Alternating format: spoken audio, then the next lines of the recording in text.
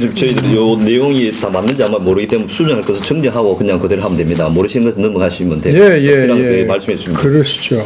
그러니까 저기 아이고 시간이 꽤 갔구나 벌써. 3시 반쯤에 누가 좀 오신다 그래가지고. 예. 뭐 부지런히 하면 진행을 하죠. 뭐. 예. 오시면 뭐 조금 기다리시라 그러고. 한 시간 반 사이면 될 것 같은데 일단 지금 됐습니까? 반갑습니다, 선생님. 예. 뭐 귀한 시간 내주셔가지고 너무 고맙습니다. 일단 우리 구술과 정리 편의를 위해서 이제 호칭은 구술자, 우리 아산정리원 창업자, 저희들은 이제 면담자 이렇게 시작하도록 하겠습니다. 먼저 우리 구술자 개인 생애에 대해서 좀 여쭤보도록 하겠습니다. 그 언제 태어나셨고 고향 또 가족 관계 이런 게 간단히 좀 말씀해 주시기 바랍니다. 예. 1941년에 청주에서 충청북도 청주에서 출생했고 가족 관계는 현재 부부가 살고 있습니다. 애들은 다 결혼했고. 원래 선생님 그 형제분들 부모님 뭐 돌아가신 이제 부모님하고 그 다음에 내 형제는 5남매입니다. 5남매. 내 위로 누님이 한 분 있고, 그 다음에 내가 둘째이자 장남이고, 내 아래로 3명의 남자 동생들이 있습니다. 그럼 이제 중고등학교, 대학생 학창 시절에 좀 기억 남는 것, 좀 이제 특징적인 분이 있으면. 뭐 고등학교까지는 청주에서 다녔고, 그 다음에 이제 대학에 다니기 위해서 서울로 올라와가지고 그 뒤로 이제 계속 서울에서 살았지요. 살고 대학 다니는 동안은 뭐 그 시대 사람들이 그랬듯이 대학 들어가던 해가 1949년입니다. 그러니까 자유당 말기였죠. 그래서 사회가 매우 소란스러웠고 정치적으로 자유당 말기의 독재가 아주 크게 달해 있었기 때문에 학생들의 반정부 시위도 많았고 그 내가 이제 2학년이 된 것이 1960년입니다. 그러니까 그 해에 4.19가 일어났죠. 그래서 말하자면 4.19 본당이다 이렇게 얘기할 수가 있습니다. 그래서 그때 뭐 학과 대표도 하고 그랬기 때문에 학생들과 함께 데모에 참여해서 지금의 청와대 그때는 경무대라고 했습니다. 최전방까지 가서 그때에 밖에 문이 하나 있었는데 그 안에까지 들어갔어요. 정말로 죽을 뻔했습니다. 뭐 그 내 주변에 있는 사람들이 진짜 총 맞아서 죽고 막 그랬는데 또 다행히 총을 안 맞고 그래 살아남았고 그 이듬해 바로 또 5.16이 났기 때문에 우리 세대는 5.16 군사 이 쿠데타에 대해서는 대단히 아주 격렬하게 비판하고 반대하는 그런 세대입니다.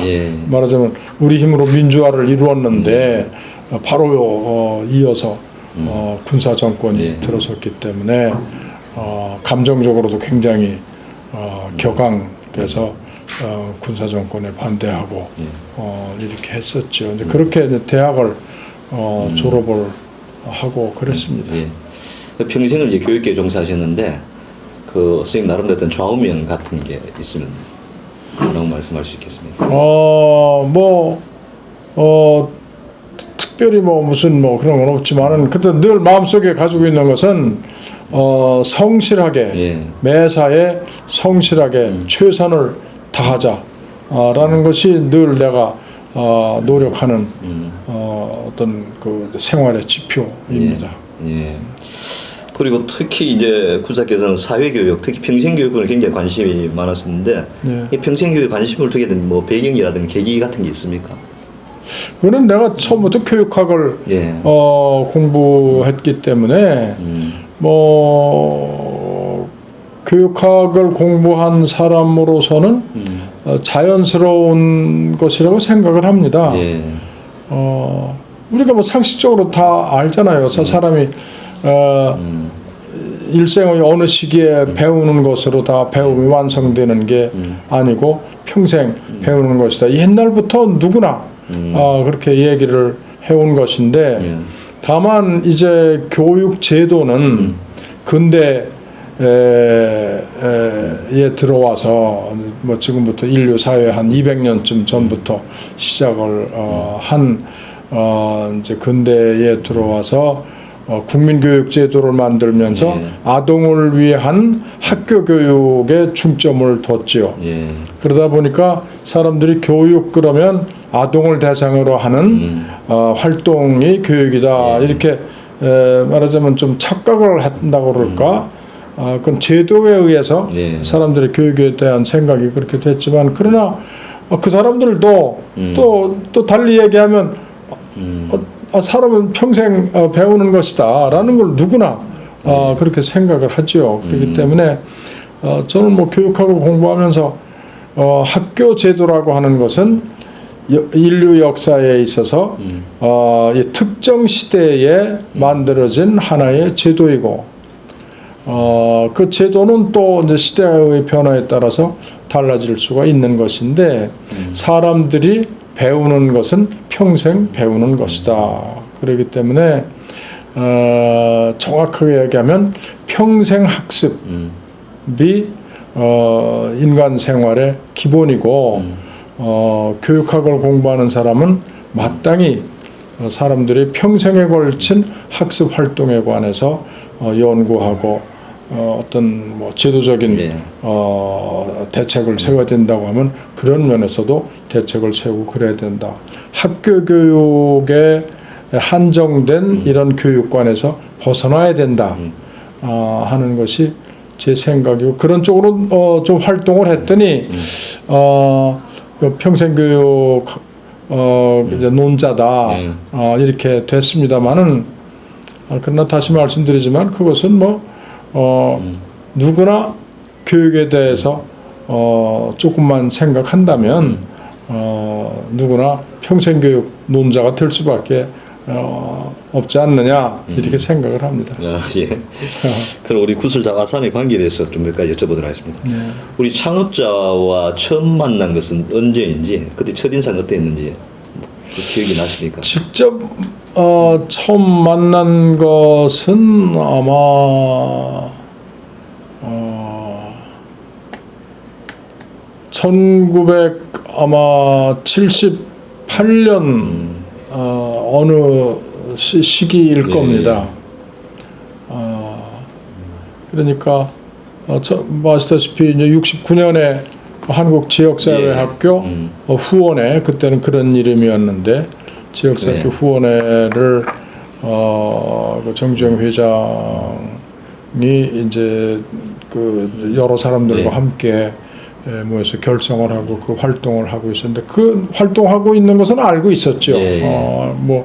그 교육의 중요한 영역이니까 알고 있었지만 거기에 내가 직접 참여할 그런 기회는 그때로서는 뭐 없었고 내가 또 다른 일을 내가 하고 있었기 때문에 그러다가 78년쯤에 가까운 선배가 이거 당신이 평소에 관심 가지고 있는 그런 활동인데 같이 해야 될 거 아니냐 뭐 이렇게 자꾸 권고하고 그래서 이제 참석을 했고 거기에서 정주영 회장을 만나고 그 뒤로 이제 한 뭐 10년 넘게 계속 같이 활동을 했죠.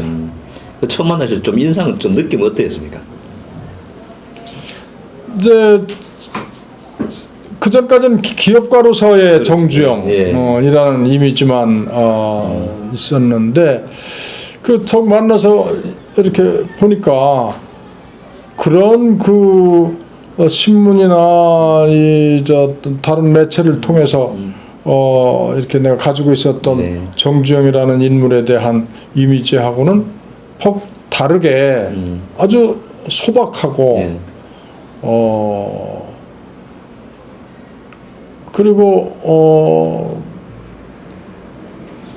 이 머리가 상당히 이 날카롭다.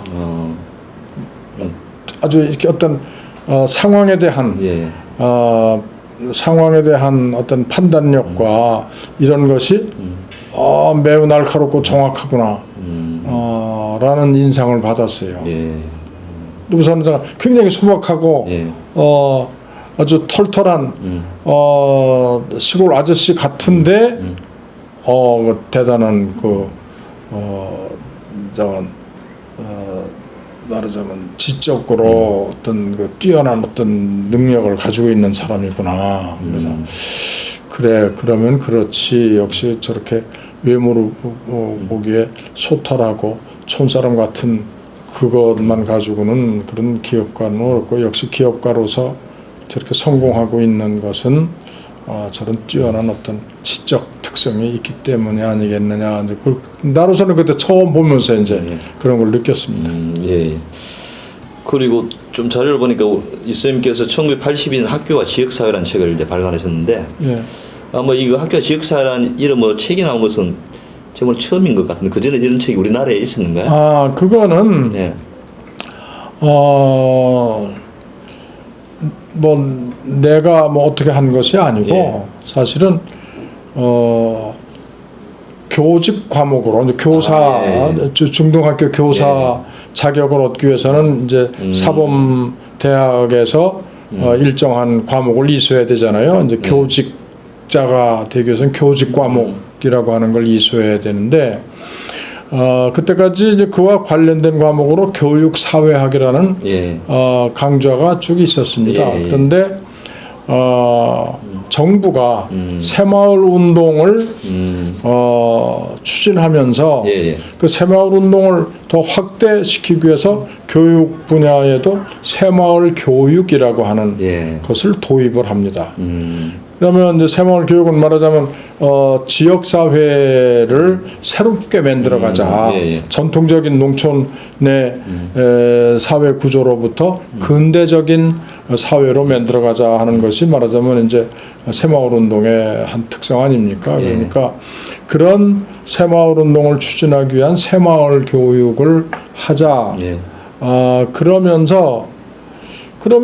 교사가 될 사람에게도 그런 지식과 그런 그 가치관을 좀 심어줘야 되지 않느냐. 그래서 그때 당시에 교육부가 교직과정의 한 과목을 새로 이런 과목을 넣느냐 뭐 이런 논의를 했겠죠. 그러다가 교육사회학이라는 과목이 제일 이것과 유사하니까 교육사회학이라는 과목을 학교와 지역사회라는 과목으로 명칭을 바꾸고 내용을 좀 더 그런 지역사회 개발에 관한 내용으로 좀 더 넣자. 그러면서 새마을이라고까지 하기에는 좀 너무 지나치다 생각을 했겠죠. 그렇게 해서 그것은 법으로 교직 과정에 학교와 지역사회라는 과목이 들어가니까 그러니까 이제 저 교재들도 전부 이제 그거에 맞는 것으로 돼서 사실은 그 전까지 교육사회학이라는 이름으로 되어 있었던 교재들이 약간 좀 지역사회 개발에 관한 부분을 좀 강화시키면서 책 제목을 그렇게 바꾼 것이죠. 그러다가 그 뒤에 다시 또 교육사회학으로 되돌아옵니다. 그럼 우리나라 지역사회 학교 운동의 어떤 그런 첫 출발점에 대해서는 좀 몇 사람 의견이 좀 약간 다르더라고요. 구슬께서는 한국 지역사회 학교의 출발점 어디서부터라고 생각하십니까?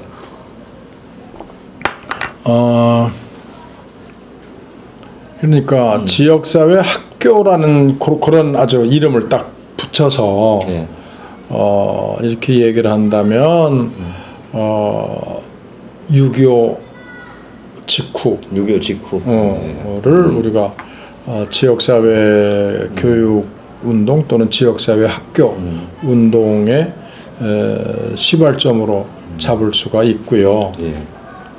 그런 그 용어에 관계없이 그런 내용의 어떤 교육 활동을 얘기를 한다면 뭐 과거의 조선 시대에 이제 학교라고 할 수 있는 게 조선 중기까지는 향교가 이제 교육기관 역할을 하지 않았습니까? 근데 김 교수님은 이제 그런 쪽에 좀 많이 밝으시리라고 보는데 조선 중기까지는 향교가 이제 일종의 관립학교 같은 이제 역할을 하면서 그 향교들이 그 학동들만 가르친 게 아니고 학동과 청소년들만 가르친 게 아니고 그 지역 주민들을 위한 여러 가지 활동들을 하죠. 무슨 뭐 향사례랄지 뭐 향음례랄지 뭐 이런 것들이 말하자면 지역 주민들의 어떤 교화 이런 점에서 그 조선 시대에도 학교가 이 아동과 청소년들만을 대상으로 교육 활동을 하는 것이 아니고 지역 주민 성인들을 위한 교육 활동도 부분적이나마 했다고 보면 그런 것들도 말하자면 학교가 지역 사회의 교육에 관심을 가지고 그런 기능을 했다고 볼 수가 있죠. 저는 이제 그렇게 좀 그걸 이제 확대해서 보는 편이고. 아무래도 이게 전공이다 보니까 이제 전공이다 보니까 서양의 학자들이 뭐 자기네들의 이 평생 교육은 언제부터 시작을 했고 뭐 자꾸 이러니까 나도 야 너네만 그런 줄 알아? 우리도 이런 게 있었어라고 이제 얘기를 하고 자연히 이제 우리 또 역사를 그렇게 이제 좀 더듬어 보면. 우리의 교육도 그렇게 넓게 이루어졌지요.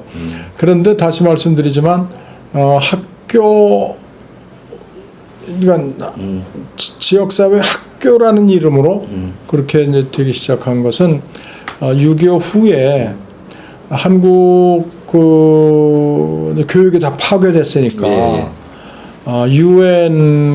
유엔에서 한국 을 다시 그 부흥시키기 위한 여러 원조를 위한 시찰단들이 오죠. 전문가들이 오고 그러면서 그래서 교육 분야에 와서 그때 당시에 한국의 교육 실태를 쭉 돌아본 사람들이 뭐 시설도 이렇게 필요하다, 교사 양성도 이렇게 좀 어떻게 해야 되겠다, 학생들의 교재 제작과 공급도 어떻게 해야 되겠다 이런 제안을 하면서 한국의 그 시점에서 당장 필요한 것은 지역사회 학교 활동이다.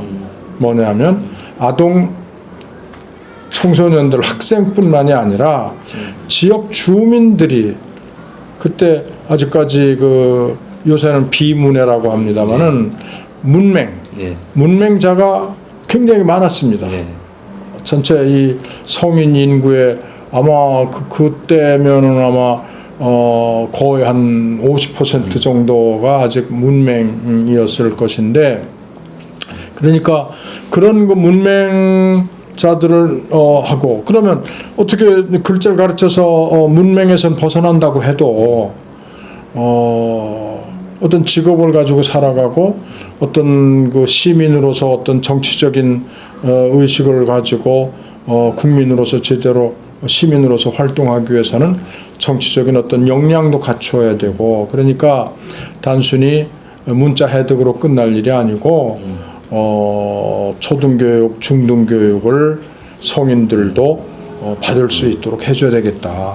그렇게 하기 위해서는 학교가 지역 주민들을 위한 교육에 참여하지 않으면 안 된다.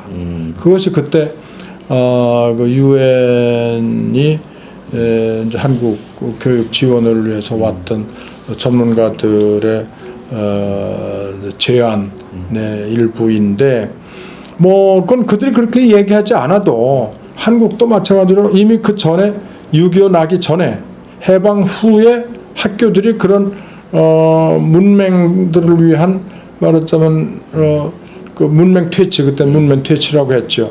지금 현재 그걸 문해교육이라고 합니다만은 문해교육 사업을 본격적으로 했었습니다. 하고 또 초등학교나 중등학교를 못 다니는 사람들을 위해서 단기간에 이 초등교육을 받을 수 있도록 또 중학교 교육을 받을 수 있는 그런 이제 교육 프로그램들을 실시를 했었지요.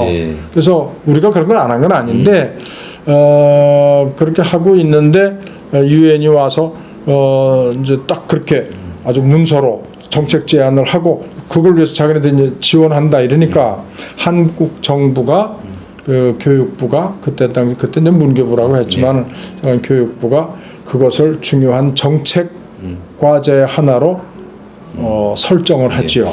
근데 무교육 설정했지만 지금 우리 1969년도에 이제 한국 지역사회학교 운동이라는 이제 후원회를 이제 조직한 그렇습니다. 예, 그 이제 민간 단체에서 이제 활동하는 일이고 이제 어떤 이제 관변단체 시장하는 다르게 그럴 때 어떤 이 당시 한국 지역사회 후원회에 대해서는 물론 그 당시 참여하지 않을 정도 얘기는 들었겠죠. 물론이죠. 그 물론 운동에 대해서는 어떻게 평가하십니까?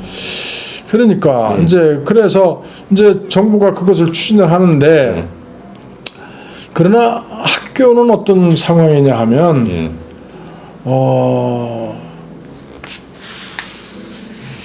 그 식민지 시대에 조선인들의 학교 취약을 일본인들이 억제하고 있었기 때문에 해방이 되자 정말로 그냥 이 뚝이 터진 것처럼 전부 학교로 몰려들었죠.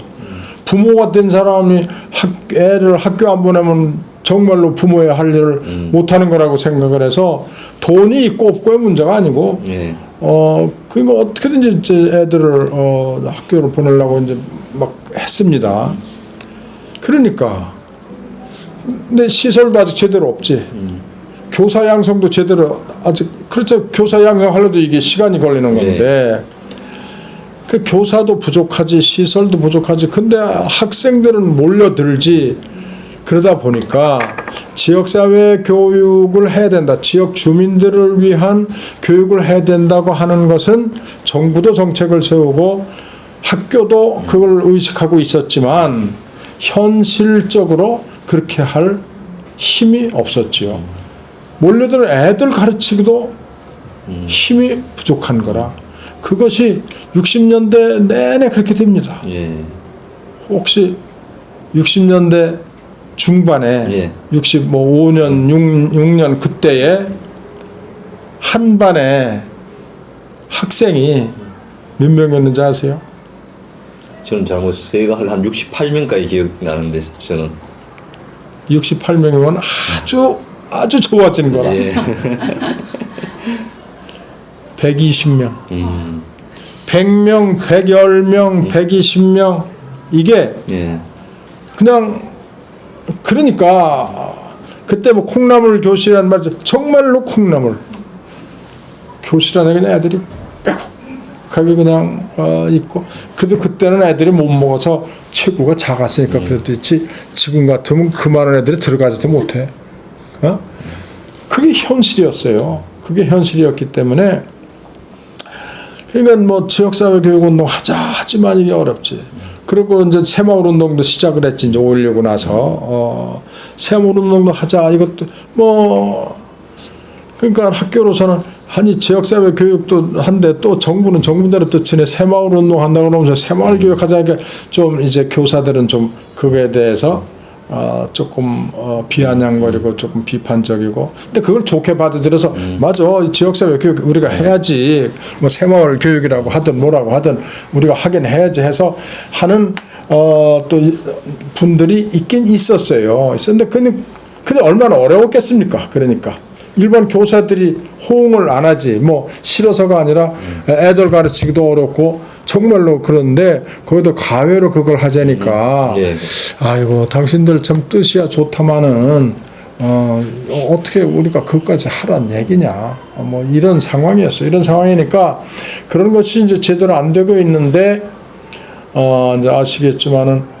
미국 미국 공보원에서 그 투타치 차일드라고 하는 그거를 이제 보고 그게 이제 쭉 이제 지금까지 참여하고 있는 이연숙 선생이 네. 거기에 직원이었기 때문에 그 양반이 그걸 보고 이런 거 진짜 보여주면 좋겠다. 우리도 이런 걸 하면 얼마나 좋겠느냐 해가지고 이제 여러 사람들을 초청해서 보는데 거기에 이제 정 회장도 예. 뭐 또 여러분들이 이제 돼서 그걸 보고 그분들이 그래 우리도 저런 거 하면 좋지. 왜냐면 하자 해야 된다라는 건 있지만은 현실로 이게 안 돼서 못 하고 있는 판이니까 그걸 보니까 굉장히 부러웠죠. 부러운데 우리도 하자. 아마도 거기에 정 회장의 결심이 굉장히 중요했을 거고 또 그렇게 내가 들었어요. 예. 그때 다들 하자인데 눈치만 보는 거지 이게 뭐 현실이 그런 걸 하면 되게나 될까? 뭐 정부에 뭐 그런 거 돈도 없고. 근데 정 회장이 합시다. 제가 도울 수 있는 것 돕겠습니다. 이렇게 나오니까 거기에 참석했던 사람들이 용기를 가지고 시작을 해서 그게 이제 69년에 지역사회학교를 시작을 한 것이죠.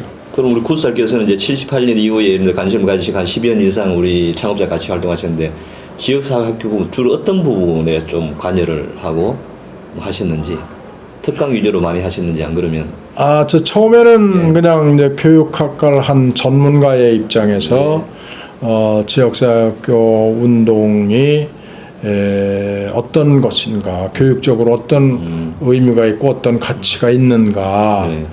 그래서 뭐 지금 얘기한 그런 얘기들을 이제 했죠. 이게 우리 현실에서 지금 어렵지만 그러나 이 필요한 것이고 이것을 정부가 조금 지원하고 또 뭐 기업이나 민간 단체들이 좀 뒷받침을 해준다면 정말로 이건 해볼 만한 것이고 또 우리도 벌써 이제 70년대 이제 말쯤 되면 이제 초등학교 이제 교육 그런 것도 이제 그렇게 이제 120명에서부터 이제 한 60명, 70명 이렇게 이제 됐습니다. 그때는 이제 이렇게 이제 되고 이제 여건이 좀 이제 조금씩 이제 나아지고 그러니까 이제는 좀 우리가 이걸 할 수도 있겠다. 라고 나는 이제 판단을 했고 그래서 이제 그렇게 말하자면 용기를 자꾸 실어주고 이게 단순히 그냥 몇 사람들이 그냥 뭐 그런 미국 저 영화 보고 하는 게 아니라 이게 역사적인 것이다. 다른 나라도 이렇게 했다. 미국도 이렇게 했고 영국도 어떻게 했고 어떻게 했고 이렇게 이것이 굉장히 필요하고 의미 있는 운동이다라고 하는 것을 얘기를 하고 그런 강의를 이제 하다 보니까 뭐 이제 무슨 위원을 해라 뭐 이제 자꾸 이러니까 이제 위원으로 들어가서 이제 지역사회 학교 운동의 어떤 방향, 철학, 또 프로그램 뭐 이런 것들에 대해서 조언을 하고 그렇게 하다가 보니까 한 10년쯤 지난 뒤에 10년이 됐나 뭐 잠깐 80년대 말쯤 돼가지고는 내가 상임 부회장이 됐어요. 그 동안에는 이제 뭐 무슨 위원회 뭐 하던 무슨 위원회 뭐 위원 뭐 무슨 위원회 뭐